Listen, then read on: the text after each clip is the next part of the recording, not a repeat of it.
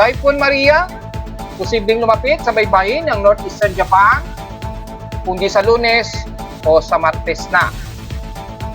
At 91W na natiling dinabantayan dahil may forecast na posible itong mag-re-intensify bago lumabas ng Philippine Area of Responsibility.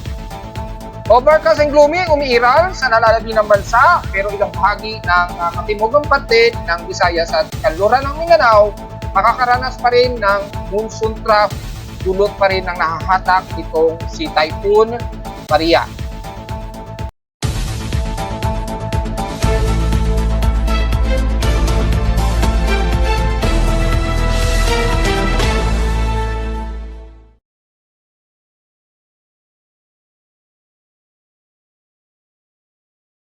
Hello, good morning mga folks. Welcome po muli sa ating Daily Weather Bulletin at Analysis para sa araw ng Biyernes, August 9, 2024. Ang oras natin, boss, mayong patanghali na, 11:46 a.m. na ng umaga.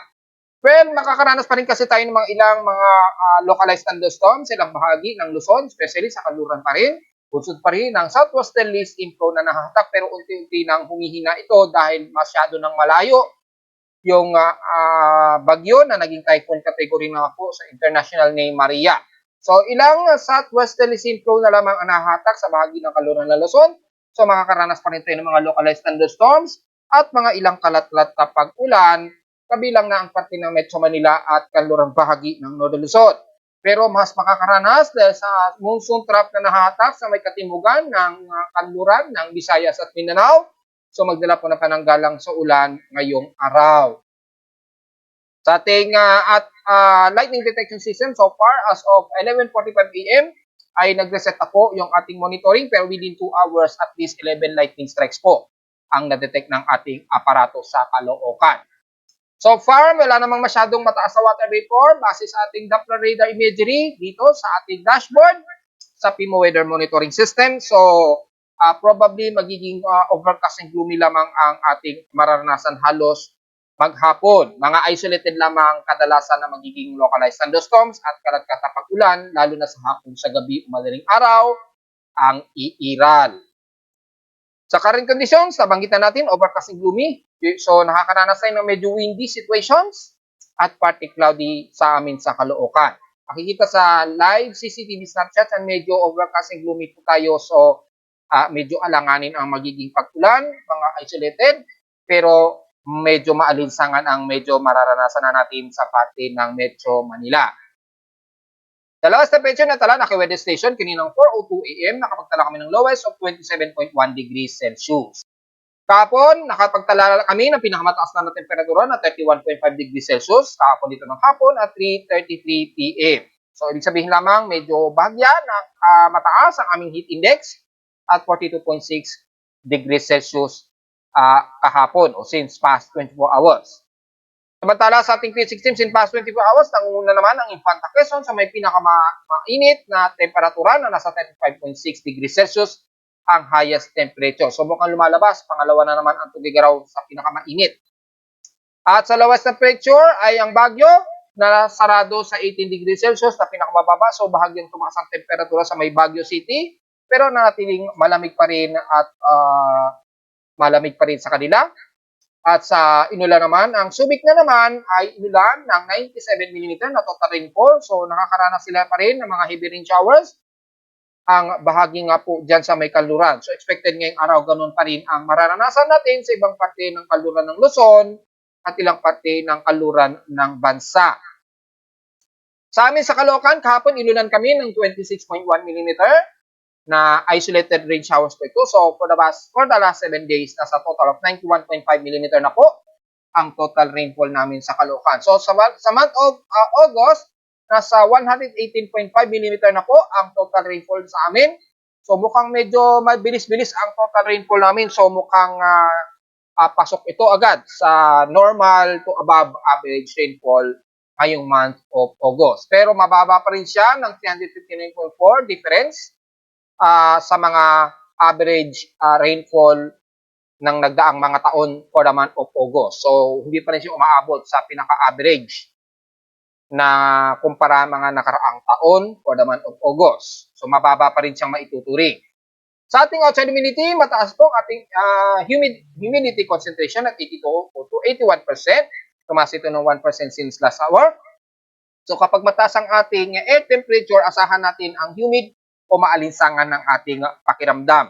Kapag ganito kataas ang ating relative humidity, and the same time mataas din ang ating air temperature. So wag masyadong magpapawis dahil mabagal po magpatuyo ng mga sinampay at mga pawis dahil mataas ang ating humidity sa paligid at mataas ang temperatura. So take note yan mga folks. Atmospheric pressure namin sa Caloocan at malamang sa buong Metro Manila ay 1,008 hectopascals and steady ito since last hour. So medyo mataas-taas. Pero asahan na may forecast na mga localized thunderstorms ay alanganin sa 1,007 hectopascals ang atmospheric pressure. Asahan na mga localized thunderstorms yan ngayong araw. So ingat mga folks, lalo na sa hapon ha. Samantala, meron na naman pa rin tayong space weather status. Aktibo pa rin ang ating solar flare at meron tayong type 2 radio emission according sa ating space weather observations and alerts. Kaninang 6:11 a.m. ang huling data analysis nito. So expected ang ating radio emission, type 2 emission ito na associated ito ng mga eruptions ng coronal mass ejection. Automatic yan at nabanggit na natin kahapon, expected mula ngayong hapon o gabi ay makakaranas tayo ng possible geomagnetic storm na aabot ng G2 geomagnetic field. Hanggang bukas po yan ng August 10 at posible pang mag-extend ito hanggang August 11 base sa ating NOAA KP Index monitoring mula sa courtesy ng NOAA.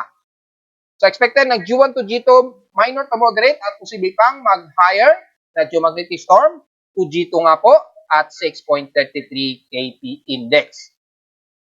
So asahan na naman ng mga ilang sunlight effect kung saan tatamaan na liwanag ng araw at posible pa rin ng mga radio blackout na 75% po ang forecast, minor to moderate ang possibility. Wala naman tayong solar radiation, radio blackout lamang ang possible nating mararanasan according dito sa forecast. At kung titingnan natin ang solar wind speed so far, normal naman. Nagpa-fluctuate lamang na nag-a-above pero panandalian lamang. Well, kung titingnan natin ang sunspots, ay malawak po ang AR3780 na patutok na po sa Earth. So, alam na natin ang mangyayari kapag nagkaroon ng coronal mass ejection. Pataas po ang ating daily sunspot number so far at 337. Well, dahil nga po dito ay AR3780 na malaki-laki at malawak ang kanyang sunspot. Sa ating nowcast KP Index, sinasahan pa rin na aabot nga po ng KP G2, yan, hanggang KP 5 to KP 6. At hanggang August 11 po yan, according dito sa forecast. So, be ready na lamang at nagkaroon tayo ng pangatlong solar flare.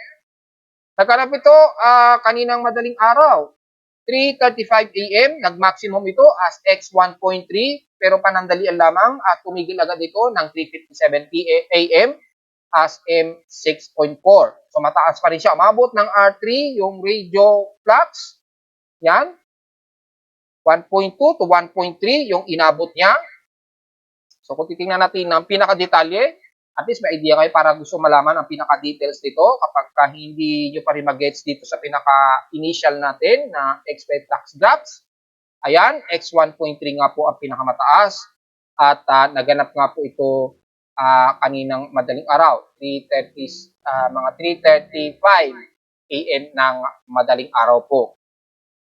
So, alam na po natin mangyari kapag meron tayong X-ray flux na naman, asahan na naman ang pag-active ng ating magnetosphere. So, nag-refluctuate na naman siya. At asahan na naman ang mataas na TEC range, apektado ang Southeast Asia o Mid-Pacific. So, take note yan mga folks, mga ilang radio interruption. So far, wala pa tayong auroral activity unless pumitik na po yung geomagnetic field natin. Possible mamayang hapon o gabi o madaling araw na naman. So, take note yan mga folks ha. At makikita natin ngayong araw ay nakarekta po ang isang flare na tatama sa Earth, which is yung po ang nagbubunsod ng mataas na geomagnetic field according dito sa ating ginagamit na radial velocity. Radial velocity, so far, yung stereo A niya ay aabot ng halos 700 km a second. So, napakabilis nito. Malakas ang significant impact. Pagmat ang ating D-region absorption, naglalaro lamang sa 15 MHz, pero posible pa rin anytime ngayong maghapon tumaas yan habang tumatama ang mataas na propagation ng geomagnetic field. Dulot na rin ng ilang mga solar X-ray flux at coronal mass ejection nga po na nag-a-arrive sa Earth. So, take note yan mga folks. Kung natin yung mga satellite coordinate, medyo madidistort at mga ilang fluctuation sa ating electrical fields. Asahan na po natin yan at bukod sa mga type 2 emissions nga po. So, associated lahat yan sa solar flare. So, take note yan mga folks. Sa high tide and low tide status, so far, pa-maximum high tide tayo. So, ibig sabihin lamang nito ay malalim na rin pa rin ang ating karagatan, lalo na sa may pangpang ng Manila Bay. So, dire-diretso po tayo. Iwas na lamang tayo kung saan may apektado ng pollution. Then nga po sa oil spill dyan sa may bandang Manila Bay. Layo-layo na lang po muna at apektado na rin yata ang parte ng Zambales at Bataan. So, layo-layo muna pero malalim po at maganda pong mangisda dyan kung sakali. Ingat na lamang sa medyo maalon na karagatan. Normal lang ating air quality, so diretso agad tayo sa almanac sa may katanghaling araw kaninang 5:41 AM at inasang lulubog ito mamayang 6:21 PM.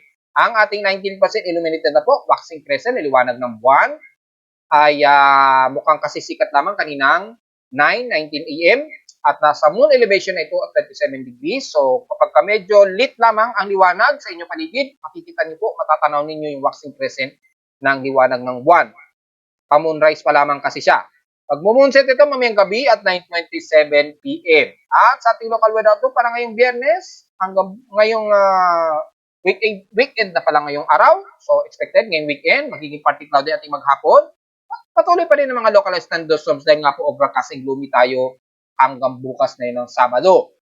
Na partly cloudy hanggang maghapon at mga localized thunderstorms pa rin. 100 to 70% ang chance natin, 100% ngayong araw at bukas 70% ang chance ng pag-ulan.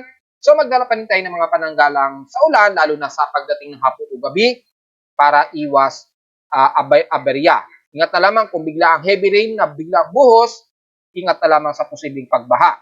Ayon sa lowest temperature expected, maglalaro 31 to 32 degrees Celsius and lowest temperature expected 26 to 27 degrees Celsius. So, diretso agad tayo sa ating ginagamit na satellite imaging. Makikita po na clusterized na lamang ang mga pag-ulan sa parte ng Northern Luzon at ilang bahagi ng Bicol Region at dito sa may bandang Mindoro at Southern Luzon at northern part ng Visayas. Pero ang bahagi ng kaluran ng Western Visayas at Mindanao, mataas po ang accumulated ng southwesterly flow dyan. Sumasama sa monsoon trough dahil medyo nakahatak pa rin itong si Maria. Kaya nagbubunsod pa rin ng mga ilang kalat-kalat ng moderate and some heavy rain showers mga folks. Ingat po at kung titingnan natin mula sa bahagi ng Simero Luzon ay magiging katamtaman po, maaliwalas at medyo maaraw tayo dyan. At kung sisilipin natin ng mas detalye gamit ang ating himawari at temperature contour, mataas po ang temperatura sa bahagi pa rin ng Bagao hanggang Tuguegarao area.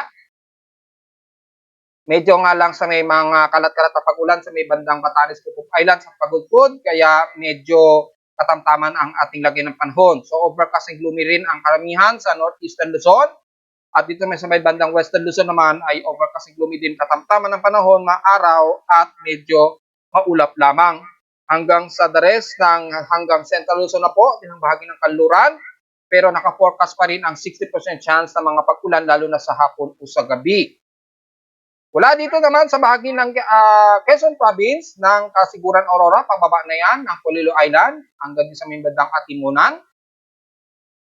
Magiging partly cloudy to mostly cloudy ng iiral. So mga ilang isolated rain showers din at mga pagkulugang kakidlat, lalo na sa parte ng Baler, Kasiguran at dito sa may bandang Camarines Norte.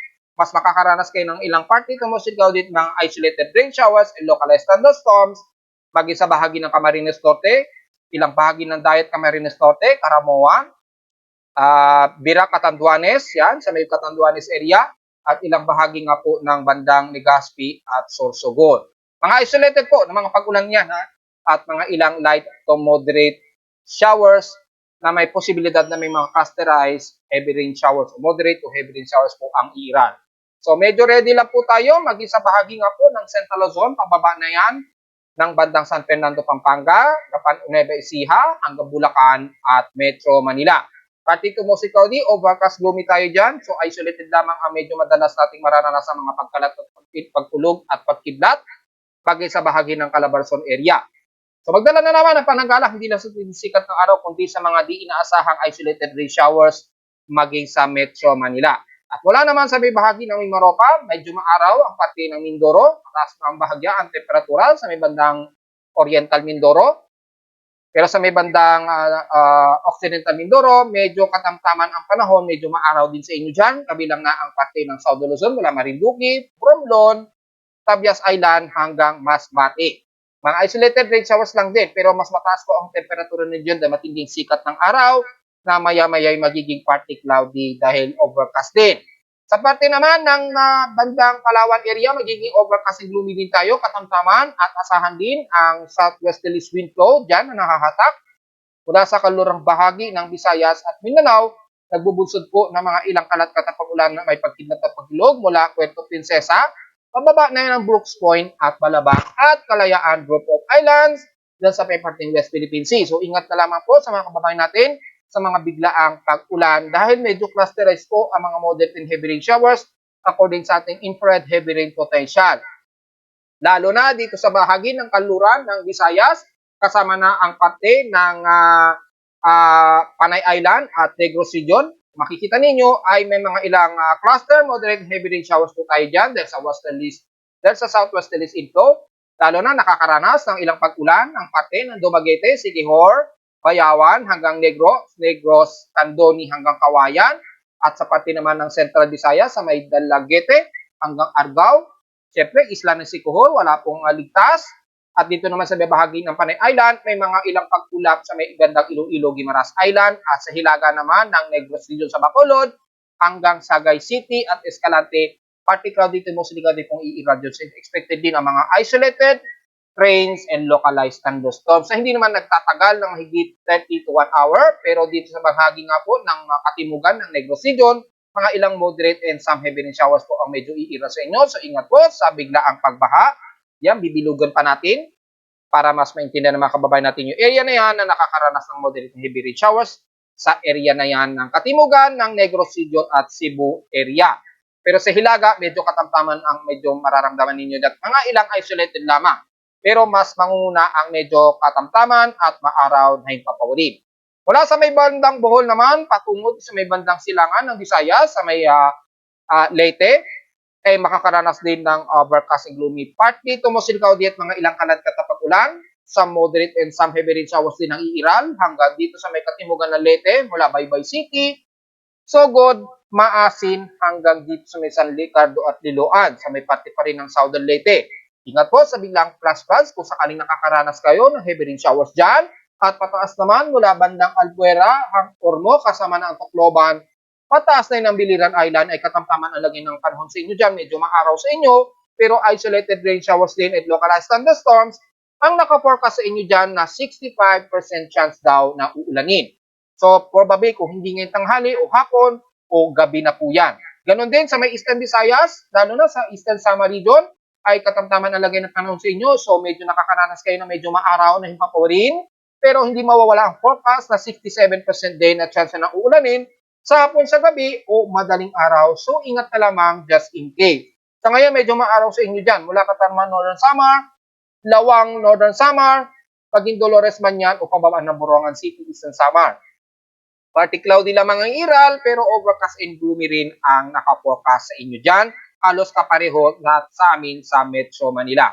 So magdala na namang na pananggalang sa ulan ha, lalo na sa may bandang katimugang bahagi ng Visayas portion. Yan. At pagdating naman sa may bahagi ng Mindanao, well, asahan ang mga maulan, moderate heavy rain showers po, ang buong Zamboanga Peninsula.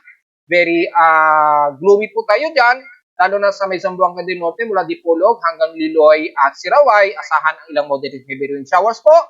Ingat sa posibleng pagbaha. At sa may bandang Zamboanga del Sur naman mula Pagadian, Mabuhay hanggang dito sa may siyudad na ng Zamboanga City ay mga ilang kalat-kalat na pag-ulan po ang umiiral na may ilang pagkilat at pagkulog dulot pa rin ng southwesterlies inflow na nahahatak sa monsoon trough nitong si Maria sa labas ng ating par na napakalayo na.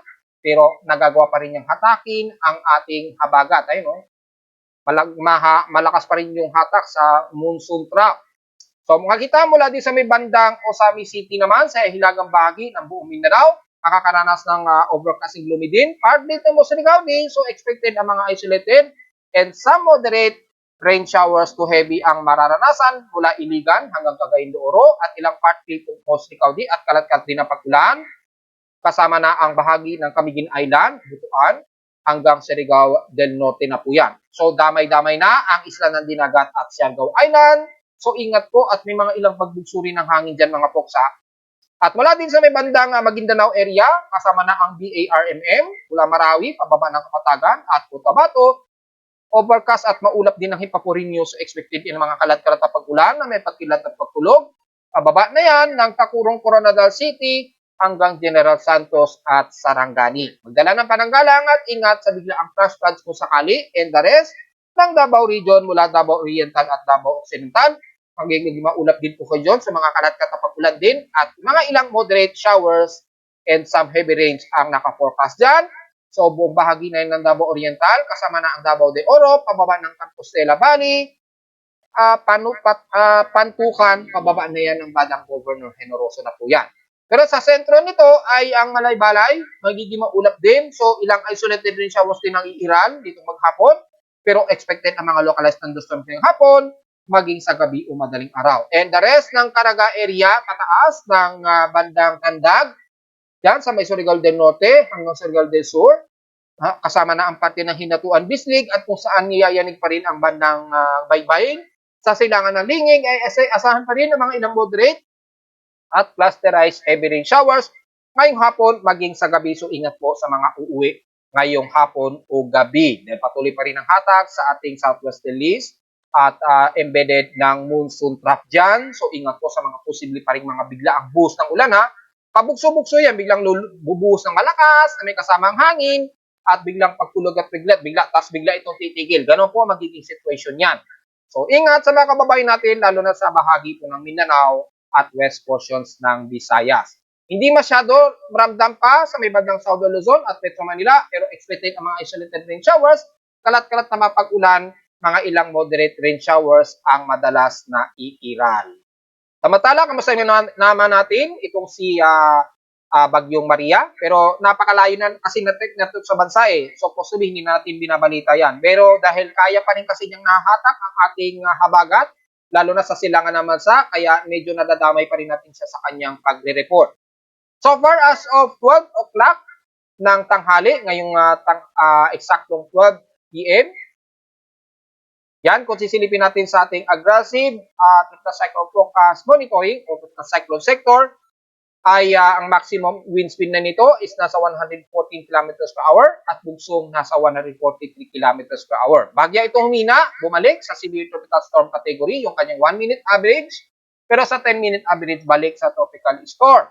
Central air pressure nito, 975 o 976 hectopascals at kumikilos pa rin ito pahilaga silangan o north-northeast ng bahagya. Medyo pa north-northeast pa ito ng bahagya. Tapos bigla itong kukurba sa susunod na 24 oras. At maaaring lumapit nga ito sa may bandang northeastern Japan daw within 48 to 50-hour period. So, nakatutok na po ang Japan Meteorological Agency para sa paglapit nitong si international name Typhoon Maria po.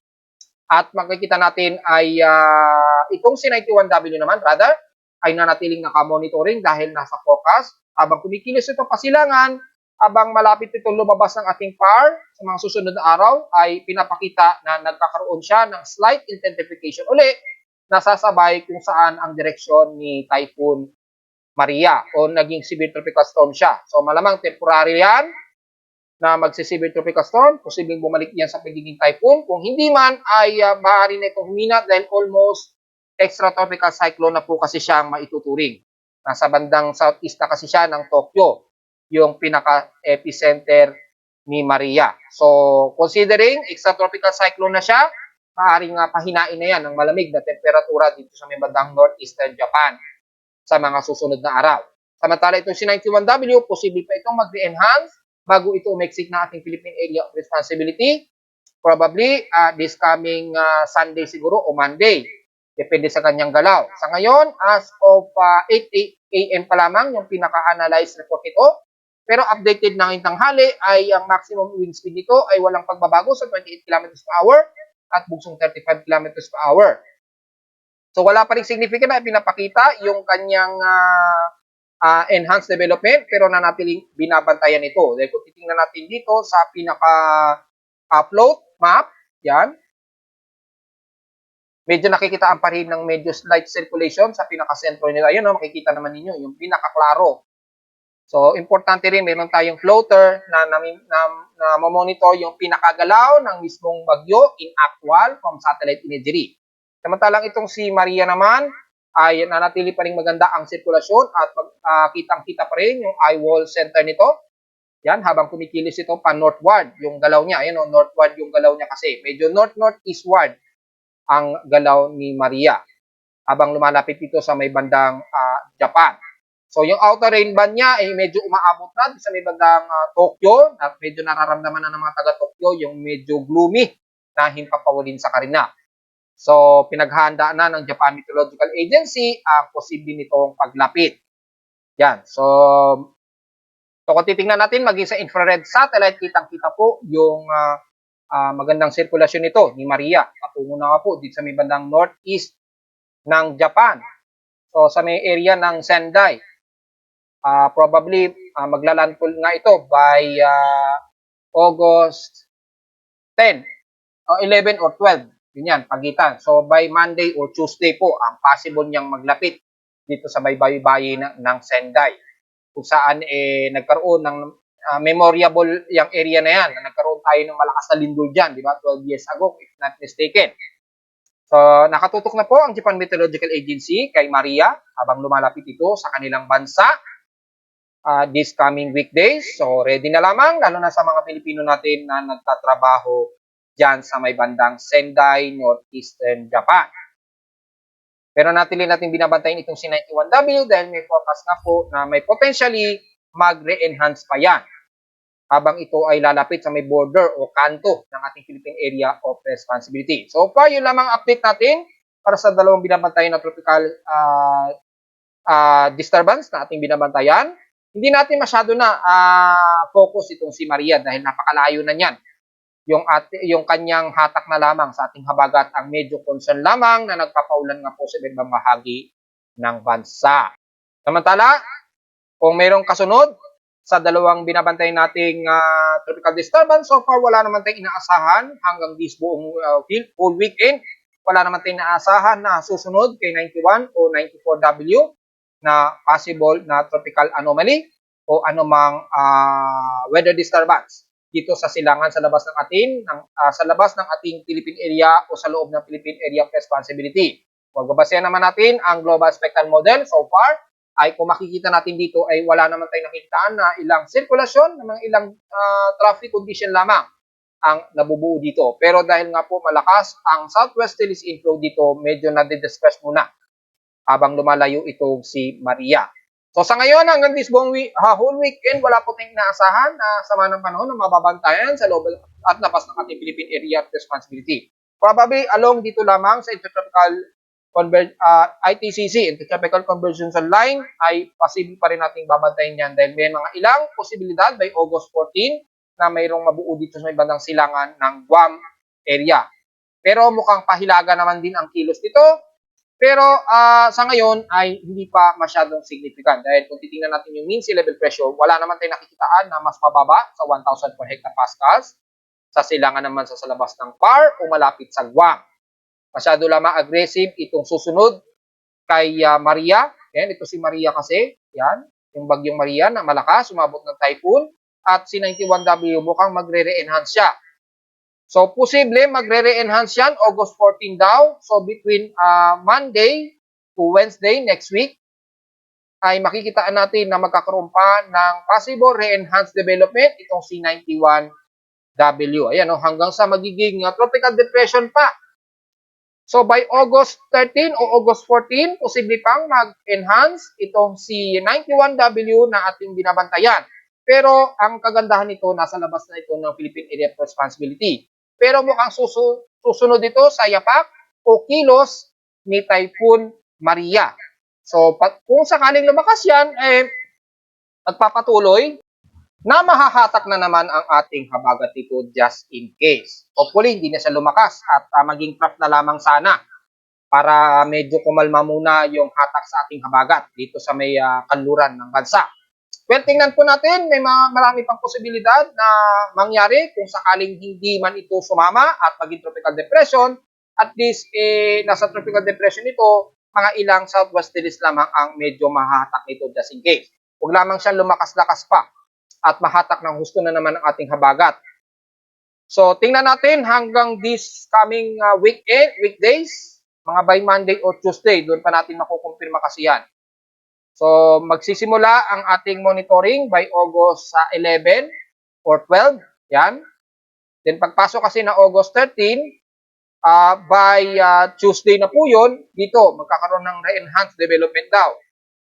Itong si 91W. At tuloy ang magiging tropical depression sa susunod na 24 oras. Ayun, no? So, tropical depression, pumasok siya na itataas. Baka by Monday pa lamang siguro, posible itaas na ito ni Japan Meteorological Agency rather na itaas as tropical depression kaagad. So, tingnan natin. Between this weekend, mga by Sunday, yan magkakaalaman po kung tuluyang magiging tropical depression ito o itataas agad ito ni Japan Meteorological Agency. At least meron na tayong idea just in case. Kung pagbabasa naman natin ang wind shear nito at convergence ni 91W, well, very favorable po yung area niya. Ayan, no? So, malakas ang chance sa kanya o very confident yung favorable shear niya sa paligid niya na posible pa rin itong tumaas. At nakikitang nasa 22, aabot pa ng 18 to 22 kilometers per hour yung kanyang circulation dito. At makikita natin kung saan yung direksyon ni Maria ay nanatiling favorable ang kanyang wind shear. Pagbasa naman natin ang convergence, so, possible upward low convection. Maliit pa lamang yung upward low convection, pero mataas na rin yung probability of confidence niya. Dahil kung pagbasin natin yung vorticity, nasa medium pa rin yung kanyang vorticity. Kita naman natin sa floater na medyo meron pa rin mga sirkulasyon siya sa real-time monitoring na ating ginagamit. Sa kontrahangin naman niya, which is ito yung isa sa ingredient niya para mag-upward, well, medyo hindi pa naman significant. Malamang paglabas niya lang talaga ng Philippine Area of Responsibility by Monday siguro or Tuesday, doon lamang magkakaroon yan ng complete convergence and divergence circulation o upward convection. So doon at least malalaman natin by Sunday na po siguro or Monday. Samantala sa ulat din doon, so far ay wala naman tinamamataan pero kahapon nag-post tayo. Although medyo nalitay din, nasa labas kasi ako noon nung yumanig yung magnitude 7.1 sa may bandang Japan.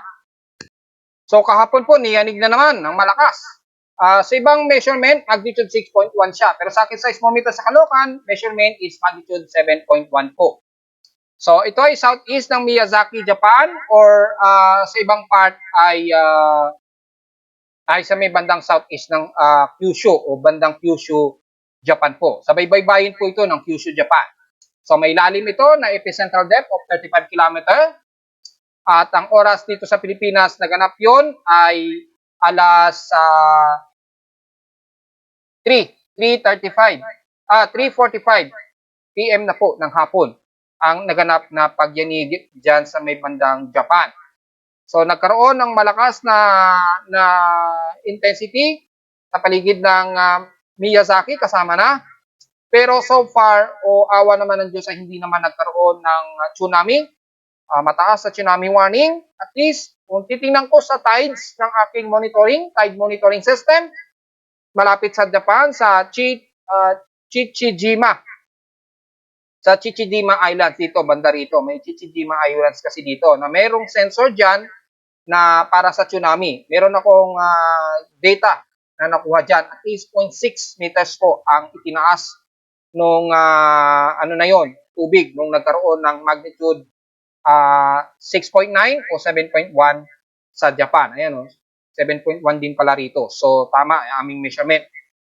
So, 0.6 meters lang naman ang itinaas. So, hindi naman masyado threat yung vibration niya sa dagat. At least, kahit paano, hindi ganun ang na-generate. Kung nataon sa may bandang Senday yun, malamang may tsansa na magkaroon pa ng malakas na tsunami or moderate tsunami. Buti dito sa may bandang, dito sa may bandang timog o southern part ng Japan, ang niyanig na magnitude 7.1. Malakas-lakas din yan. So, posible ang mga damages of structure sa paligid niyan, ha? At kung sakali, napabalita na yan at naging assessment yung damages dyan sa Miyazaki o southeast ng Miyazaki or bandang Kyushu, Japan nga po, kahapon. So far sa ating namang local earthquake sa Pilipinas, as of 12 a.m. ng madaling araw, so far wala naman tayong nakitaan dito na magnitude 4.0 pataas mula sa data PDP box so far. At wala din namang na-detect dito sa akin locally, sa amin sa Caloocan, mga ilang mga magnitude 3 lamang pababa, base dito sa ilang empirical waves. At wala namang naging magnitude 4.0 pataas. Pero kung babalikan natin o titingnan natin yung bilang ng total earthquakes natin ngayong araw, kasi mukhang marami na kagad. Mahigit sa 500 total earthquakes na kagad tayo eh. Hindi pa tayo nakakalahating buwan for the month of August. So, mabilis kagad nadagdagan ang mga total earthquakes natin. So, kung titingnan natin ang total earthquakes, nasa 588 total earthquakes na po tayo. At 556 dito is magnitude 2.0 pataas. 27 na po sa magnitude 4.0 pataas. 3 sa magnitude 5.0 at nanatiling walang nagdagdagan sa dalawang magnitude 6.0 pataas. Pero marami-rami na kagad ang mga mahihinang pagyanig. Yan, dahil nga po sa naganap na aftershocks dito sa may Surigao del Sur pa rin. So, ingat po sa mga kababayan natin dahil patuloy pa rin na mga pagyanig, kaninitan, dyan sa may bandang silangan ng baybay ng Lingig, Surigao del Sur, ha? Ingat po sa mga kababayan natin dahil talagang magalaw ang ating tectonic plates dyan. And the rest naman ay medyo marami namin na rin sa bahagi ng Calatagan, Batangas at Mindoro at kalurang bahagi ng Nuevo Luzon pa rin. So medyo marami-rami na rin ang mga medyo yumayanig dyan sa baybayin ng Ilocos Norte at Ilocos Sur. At ilang kalupaan, lalo na sa may bandang Lawag City. So medyo maging listo lamang po tayo dahil medyo magalaw ang ating mga tectonic plates sa Pacific Ring of Fire. At narito naman ating 3-day weather forecast para sa araw ng Biyernes, August 9, 2024.